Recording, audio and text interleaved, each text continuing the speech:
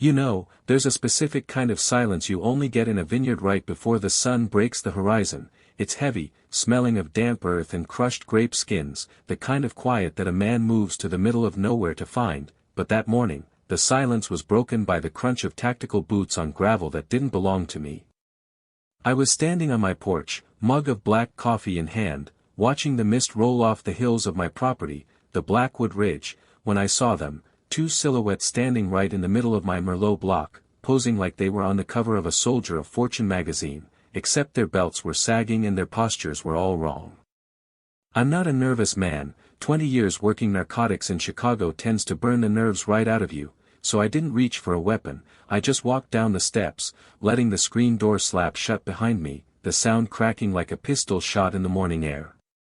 As I got closer, the details of these two clowns started to come into focus, and I had to bite the inside of my cheek to keep from laughing because they were decked out in full paramilitary cosplay, black fatigues, drop-leg holsters that looked like they were bought on Amazon, and patches on their chests that read, Saddle Creek Community Enforcement, which was rich considering Saddle Creek is the gated community of pastel-colored McMansions about a quarter mile down the road, a place where the biggest crime is leaving your trash can out past 4 in the afternoon.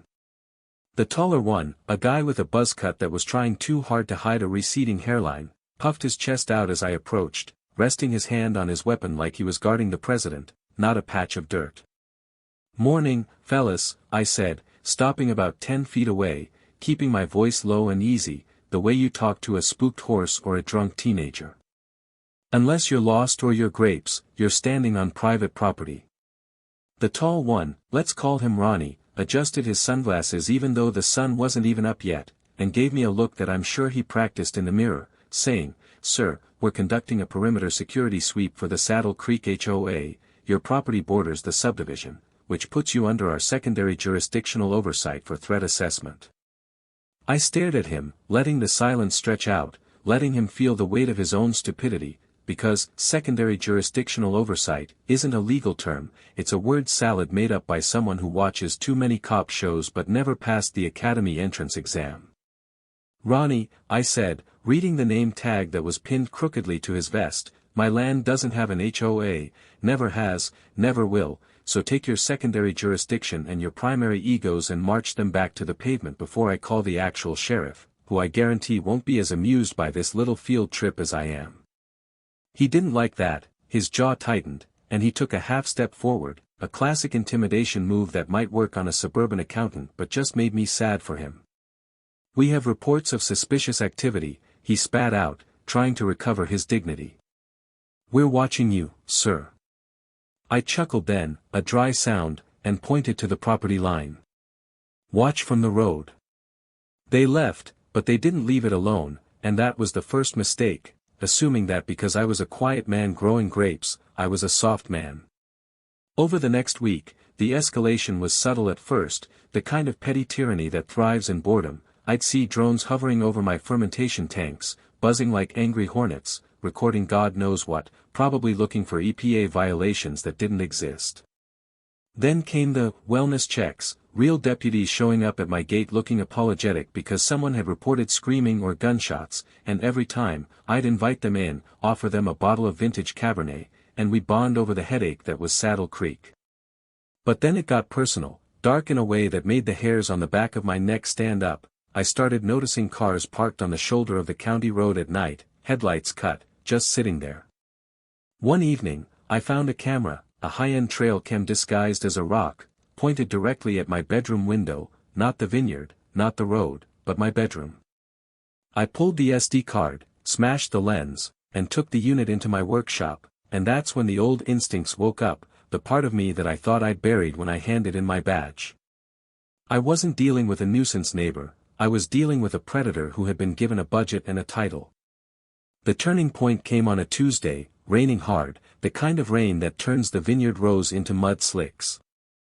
There was a knock at my back door, not the front gate, the back door, and when I opened it, there was a soaking wet guy in a polo shirt, looking like a drowned rat, shaking so hard I thought he was having a seizure. It was Kevin, the treasurer for the Saddle Creek HOA, a guy I'd met once at a town hall meeting, a man who looked like he apologized to furniture when he bumped into it. "Let me in," he whispered, eyes darting around the dark yard. "Please, Jack, if Ronnie sees me here, he'll ruin me." I pulled him inside, poured him a whiskey, and watched him unravel. He told me everything. It wasn't just about safety. It was about the land. Barbara Vance, the HOA president, a woman who wore pearls like a weapon and smiled like a shark, had been funneling money out of the community reserve funds, roofing budgets, pool maintenance, landscaping fees, and moving it into shell companies owned by her and Ronnie. They were bleeding the community dry, but they had a problem: the books were cooked, and they needed a big distraction, security crisis, to justify the massive invoices for surveillance equipment and tactical consulting fees they were paying Ronnie's private security firm. "They need a villain, Jack," Kevin said, staring into his glass. "They're painting you as a drug runner, a danger to the community, so they can petition the county to condemn part of your land for a safety buffer zone, which they'll then annex. Ronnie has the board terrified. He's got dirt on everyone, photos, emails. He's running that neighborhood like a prison camp, and you're the enemy at the gates."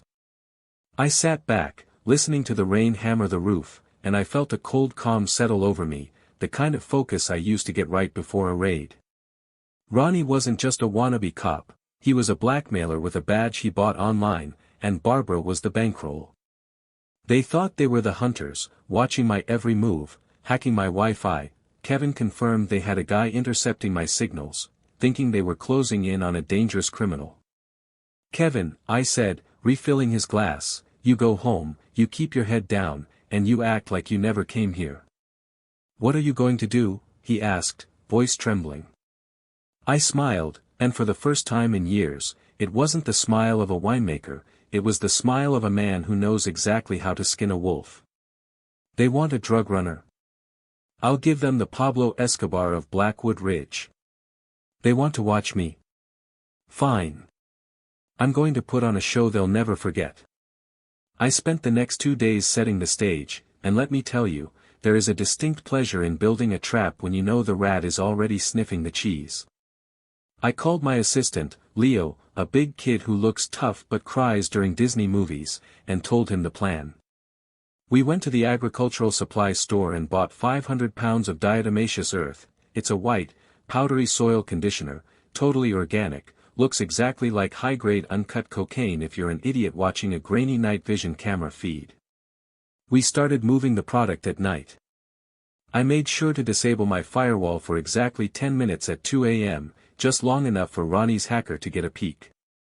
Leo and I hauled those heavy bags from the truck to the old tractor shed, acting suspicious as hell, looking over our shoulders, whispering loudly enough for the hidden microphones I knew they'd planted near the fence line. "Careful with that, boss," Leo said, really selling it. "This is the pure stuff, don't want to bust a bag." "Quiet," I hissed back, looking straight into the lens of the camera I hadn't destroyed. "Once this shipment is processed, we're clear. Just get it inside before the patrols see." We did this for 3 nights. Stacking bags. Checking perimeter security. Acting paranoid. I knew Ronnie was watching. I could feel him on the other side of that lens, his ego swelling, thinking he'd cracked the case of the century, thinking he was about to be the hero who took down the kingpin next door. He wouldn't call the sheriff, not yet. He wanted the glory. He wanted to be the one to kick down the door. And that was exactly what I was counting on. The night I decided to spring the trap, I threw a party, not a rager, but a nice, civilized harvest dinner under the pergola, inviting a few close friends, my attorney, and my old buddy Detective Miller from the county sheriff's office, who was technically off duty but wearing his badge on his belt because I told him we might have some entertainment. We were eating ribs, drinking a 2018 reserve, the fire pit was crackling, and the mood was perfect, the kind of evening that makes you glad to be alive, but underneath the laughter, I was watching the clock, waiting for the witching hour. I'd left the tractor shed door slightly ajar, a single bulb swinging inside, illuminating the stack of white bags just enough to be tempting. At 9:45 p.m., the entertainment arrived, and they didn't disappoint. I heard the tires screeching on the asphalt before I saw them, a black van tearing up my driveway with no lights on, followed by Ronnie's personal Hummer, looking like an invasion force for a country with a GDP of 0. My guests stopped eating, forks hovering halfway to their mouths, as 6 guys in tactical vests spilled out of the van, screaming commands that made no sense. Hands. Show me hands. Sector 4 clear. It was absolute chaos, amateur hour at the OK Corral. Ronnie led the charge, of course, sprinting past the patio, ignoring the stunned guests, ignoring me, his eyes locked on the shed like it was the Holy Grail. He didn't even notice Detective Miller standing calmly by the grill, sipping an iced tea. Secure the perimeter. Ronnie screamed, his voice cracking. We got him. I want eyes on that product. He reached the shed, kicked the door open, which was unnecessary since it was unlocked, and lunged at the nearest stack of bags. I stood up slowly, wiping barbecue sauce off my fingers, and walked toward them, Miller falling in step beside me, shaking his head with a look of pure pity. Ronnie! I called out, my voice cutting through the noise. You might want to rethink your life choices right about now. He spun around, a box cutter in his hand, eyes wild, high on adrenaline and stupidity. You're done, Jack. We have it all on video. The shipments, the distribution. You're under arrest for trafficking. With a dramatic flourish that would have made a soap opera actor cringe, he slashed the nearest bag open. He stabbed it deep and ripped downward. Now, diatomaceous earth is light. It's airy. And when it's under pressure in a sealed bag and you rip it open violently, it doesn't spill, it explodes. A massive cloud of white dust poofed into Ronnie's face,